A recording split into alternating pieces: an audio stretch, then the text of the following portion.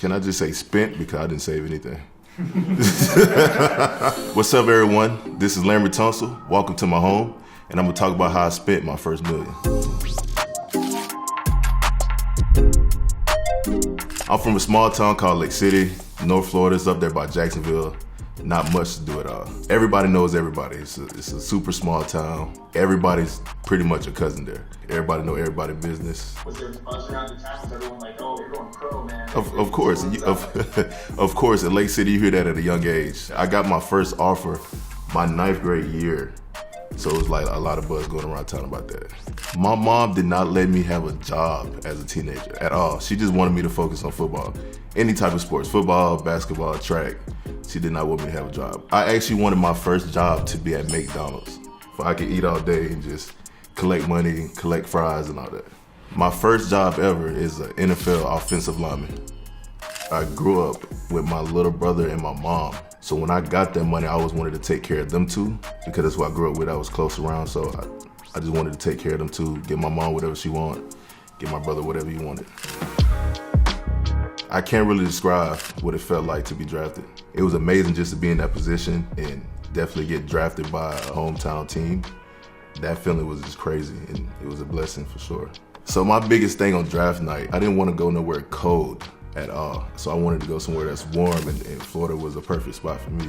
I get to Miami, I'm getting adjusted with the team, and I think it took like 2 weeks of OTAs to get the contract done. And my agent called me on the phone and said they're ready for you to sign the papers. And that was just a crazy feeling also, just to put the ink to the paper and then check your bank account a couple hours later just to see, you know, the big bucks in your account. My rookie year I had a $450K salary and a $7 million signing bonus. I'm so glad I had a financial advisor at that time, for sure. I met with my financial advisors and we go over our finances every month. Tell me how much I spend in, don't spend this, don't spend that, we need to invest this, we need to invest that. I feel like it's always good to have a financial advisor, just to keep everything in line, because if you don't, you just get to spending too much money. I saved about 80% and spent about 20% of the money. After my 3rd year, I was traded to the Houston Texans. I negotiated my own deal when it was time for me to restructure my contract. Good thing I had a great team around me, some great friends, a great manager, and we got it done. At that moment, I had to bet on myself. I really had to just pull out the coins on the table and just take a shot, and that's what we did. You can see the details of my contract negotiation right here.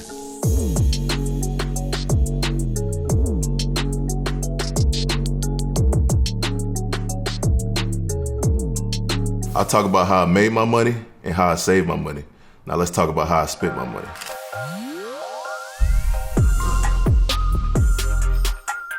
The very first thing I bought was a Lambo truck. And I did some customizations to it. So I got the inside suede purple, and then I got the carpets mink, cheetah mink.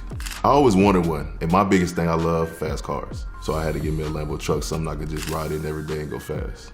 The customization with the suede purple inside the mink carpet, it reminds me of being in the 70s. Kind of like the pimpish purple with the cheetah. It's crazy. It's just, I try to be creative in the inside and just be kind of basic on the outside with the matte black. Purple's also the color of royalty. Hello. Hey, okay, you know something. Lambo truck with customizations, $300,000. I didn't get my first car until I was a sophomore in college. And my first car was a 2002 Impala with no AC. After my Chevy Impala, I bought a 2016 AMG G-Wagon my rookie year. I sold that and got 2 old schools. So I got a 1970 Challenger and a 1969 Chevelle. I started with the Chevy Impala, I went to the G-Wagon, then I got 2 old schools, then I got the Lambo.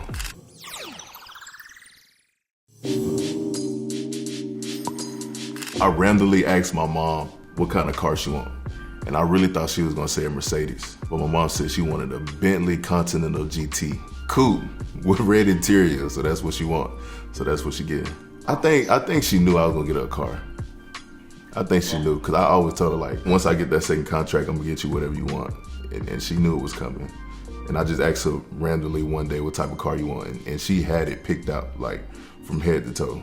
Black, red interior, I want the coupe, I want the drop top, I want all that. Bentley for my Dukes, $200K.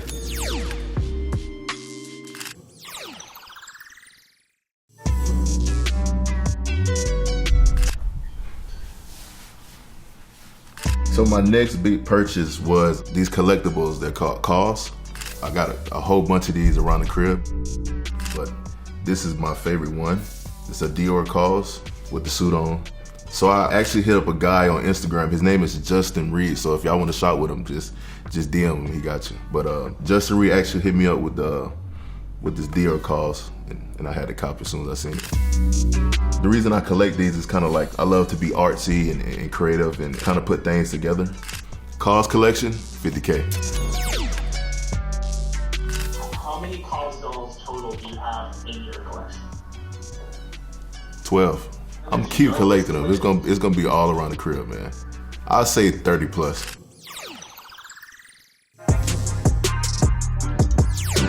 This is my first watch, actually. The Richard Mille is just something I had to cop. I didn't want to get the APs. I didn't want to get the Rollies. I just wanted to be different. Get something that's more like classic, but more expensive. So if I go to a restaurant, and of course, just sit at a table and guys have the APs on or the Rolex, and I just come in there with the Richard, I feel like I get more respect from everybody when I come in there. It just have that classic look. No, it's not his style. It's just a classic look, classic face. The first watch I ever bought myself was Richard Mille. Shout out to Zoe Frost. It's actually a jeweler down here in Houston. He actually just showed me, and I was like, as soon as I seen the red and the white, I said I need that, because red and white is actually my favorite color, so I had to copy it, man.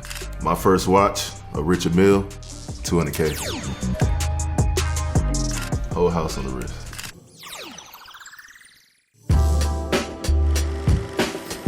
I donated $250K to the citizens in Houston for the COVID relief. My biggest thing, man, is just always giving back.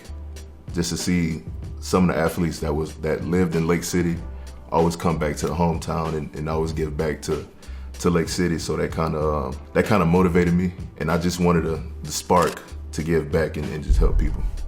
I actually found a couple charities, Star of Hope in Houston Texans, and actually donated some of it to Lake City Food Bank back home.